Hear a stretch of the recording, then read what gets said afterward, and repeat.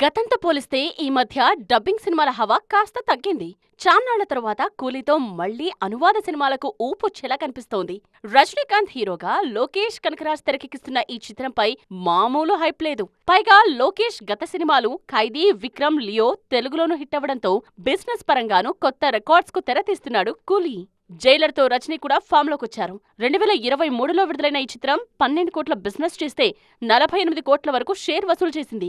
మధ్యలో వేటయాన్ ఫ్లాప్ అయినా కూలీకి demand next లెవెల్లో ఉంది. పైగా నాగ్ ఇందులో విలన్ గా నటిస్తున్నారు. కూలీ తెలుగు రైట్స్ ను ఏషియన్ సునీల్ ఏకంగా 52 కోట్లకు కొన్నట్టు తెలుస్తోంది. 100 కోట్లకు పైగా గ్రాస్ వస్తేనే కూలీ తెలుగులో సేఫ్ అవుతుందన్నమాట. తెలుగు రాష్ట్రాల్లో 100 కోట్లకు పైగా గ్రాస్ వసూలు చేసిన ఒకే ఒక్క సినిమా KGF 2. 2022లో వచ్చిన ఈ చిత్రం 138 కోట్ల గ్రాస్ వసూలు చేసింది. దీని తరువాత జైలర్ 83 కోట్లతో రెండో స్థానంలో ఉంది. ఆ తరువాత 2.0 కూడా 80 కోట్లు వసూలు చేసింది. ఇక యానిమల్ 72 కోట్లు, జవాన్ 60 కోట్లు, అమరన్ 52 కోట్ల గ్రాస్ వసూలు చేశాయి. కూలీ బిజినెస్ గేమ్ రిస్క్ తో కూడుకున్నదే. ఈ సినిమా హిట్ అనిపించుకోవాలంటే 100 కోట్లు ఖచ్చితంగా వసూలు చేయాల్సిందే. KGF 2కు మాత్రమే సాధ్యమైన 100 కోట్ల రికార్డ్ కూలీ కూడా అందుకోవాల్సిందే. మరోవైపు అదే ఆగస్టు 14న వార్ 2 కూడా విడుదల కానుంది.